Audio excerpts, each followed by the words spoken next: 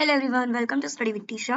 तो जो हमारा एआई का जो सब्जेक्ट चल रहा है उसमें हम पार्ट 20 देखेंगे। 90 पार्ट तक आप कंप्लीटली देख लेना क्योंकि इंपॉर्टेंट चैप्टर है, दैट्स वाई। सो उसमें हम टॉपिक देख रहे हैं back tracking search in AI.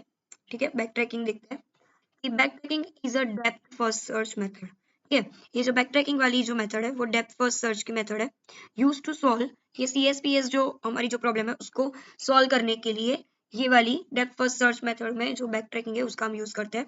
जिसमें क्या होता है कि हम लोग पहले तो वैल्यूज असाइन कर देते हैं वन बाय वन। ठीक है, फिर चेक करते हैं हमारे रूल्स एंड रेगुलेशन।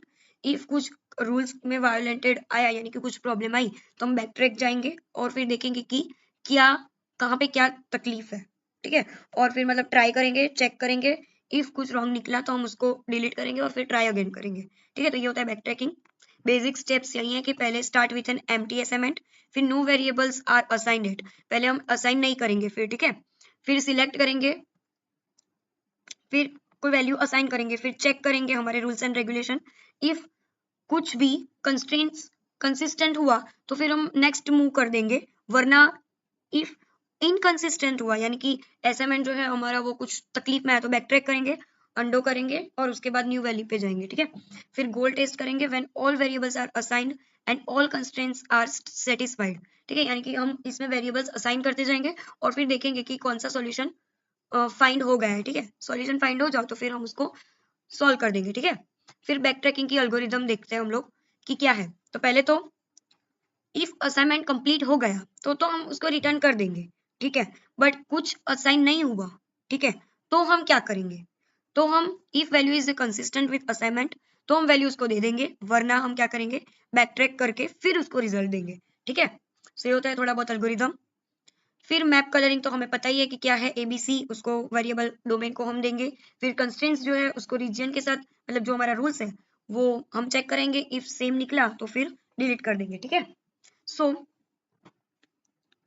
ये लिमिटेशन है बैक ट्रैकिंग की कि इसमें इनएफिशिएंट फॉर लार्ज सीएसपी, यानी कि जो इफ इनएफिशिएंट हुआ, जो हमारा कंस्ट्रेंट्स है वो बहुत लार्ज हुआ, ठीक है, तो हम उसको अननेसेसरी पाथ कर देंगे और फिर हम उसको एक्सप्लोर नहीं कर पाएंगे। फिर आता है रिपीटेड वर्क, यानी कि may recheck the same partial assignment multiple times, यानी कि जो भी हमारा असाइनमेंट हमको दिया गया है वो हम मल्टीपल टाइम चेक करते रहेंगे जिससे कोई जो डाउट्स है वो ना आए। फिर नो लुक हेड, यानी कि डजंट एंटिसिपेटेड फ्यूचर कॉन्फ्लिक्ट्स, यानी फ्यूचर में कोई कॉन्फ्लिक्ट्स ना आए वो भी हम ध्यान रखेंगे। ठीक है, और आ भी सकते हैं जिसके लिए हम फॉरवर्ड चेकिंग भी करते रहेंगे। एक्सपोनेंशियल टाइम, यानी कि वर्स्ट टाइम में टाइम कॉम्प्लेक्सिटी जो होती है वो बहुत बढ़ जाती है।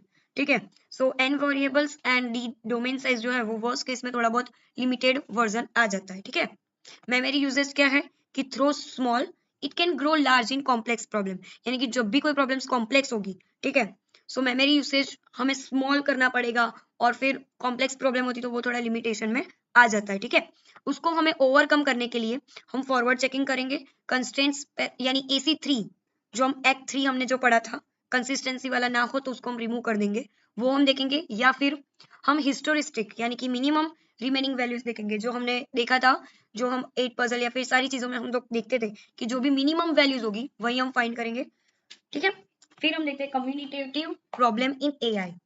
अभी कम्युनिटेटिव प्रॉब्लम इन एआई क्या है? तो which the order of applying actions does not affect the final result, यानी कि हमारा जो भी हम जो एक्शंस कर रहे हैं, ठीक है, वो फाइनल रिजल्ट पे अफेक्ट नहीं होता है, उसको ही हम बोलेंगे कम्युनिटेटिव प्रॉब्लम। ठीक है, the sequence of the steps doesn't matter, जो भी हम स्टेप्स कर रहे हैं, जो भी सीक्वेंस में हम लोग स्टेप्स कर रहे हैं वो फाइनल स्टेट के लिए कोई मैटर ही नहीं करता। ठीक है, एग्जांपल देखते हैं ना, पाथ फाइंडिंग प्रॉब्लम, हम जब भी कोई प्रॉब्लम सॉल्व करते हैं तो उसको हम पाथ फाइंड करते हैं, तो उसमें moving left then up gives the same result as up then left। अभी आप लेफ्ट देन अप करो या फिर अप देन लेफ्ट करो, रिजल्ट तो सेम ही आएगा। ठीक है, तो उसको हम बोलते हैं कम्यूटेटिव प्रॉब्लम, जिसमें स्टेप्स को सीक्वेंस में ना लाए तो भी कोई रिजल्ट में कोई डिफरेंस होता नहीं है। ठीक है, ये इंपॉर्टेंस क्या है कि रिड्यूस कर देता है रिपीटेड स्टेट्स को और इग्नोर कर देता है order of actions, which makes the search faster and simpler. ठीक है, फिर कॉमन हिस्टोरिस्टिक देख लेते हैं, ये थोड़ा बहुत इंपॉर्टेंट नहीं है तो एक बार ही लर्न कर देना।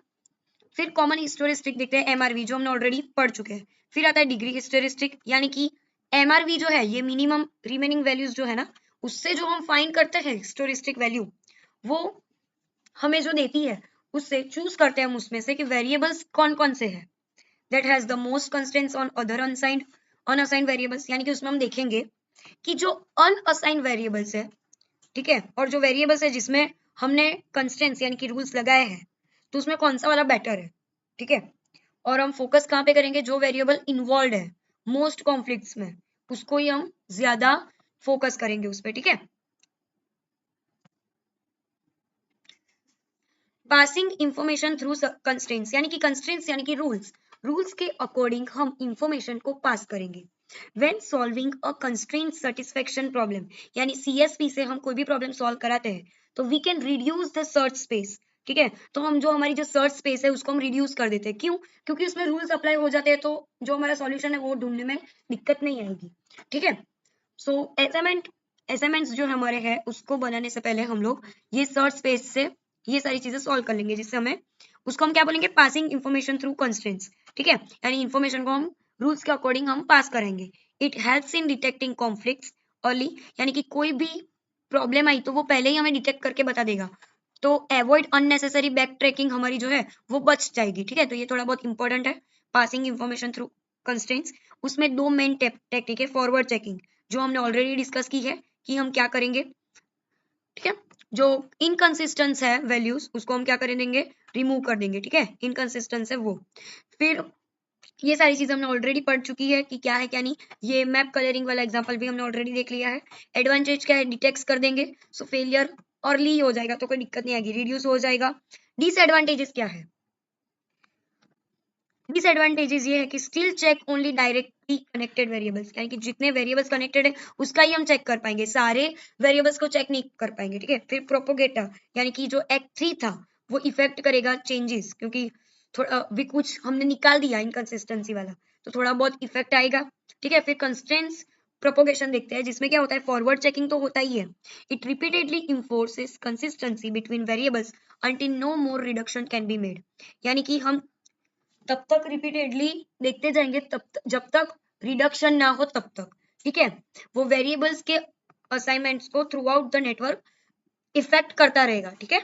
टाइप ऑफ कंसिस्टेंसी क्या है, node consistency and arc consistency. ये थोड़ा बहुत इंपॉर्टेंट नहीं है, आप सिर्फ एक बार ये पढ़ोगे तो भी आपको अच्छे से आ जाएगा, ठीक है। एडवांटेजेस देख लेते हैं कि stronger pruning of search space than forward checking, यानी फॉरवर्ड चेकिंग जो करते थे वो तो है बट उससे भी अच्छा ही ये वाला है, ठीक है। पासिंग जो हम कराते हैं वो ग्लोबल कंसिस्टेंसी रखता है, ठीक है। डिसएडवांटेज क्या है, कॉम्पिटिशनली एक्सपेंसिव है, ठीक है, और एक्स्ट्रा टाइम लेता है लार्ज प्रॉब्लम्स के लिए, ठीक है। फिर कंपैरिजन जो है फॉरवर्ड चेकिंग में क्या दिक्कत आती है और कंस्ट्रेंट्स में क्या आती है ये एक बार देख लेना, ठीक है। सो नेक्स्ट लेक्चर में हम देखेंगे पार्ट 21 जो बहुत ही मोस्ट इंपॉर्टेंट है और ये लास्ट वीडियो रहेगा हमारे चैप्टर 2 के लिए। So thank you for watching, like share subscribe कर देना और कोई भी डाउट हो तो स्टडी विद टीशा नेम की मेरी इंस्टाग्राम आईडी है, उस पर आप मुझे डीएम कर सकते हो, ठीक है। Thank you.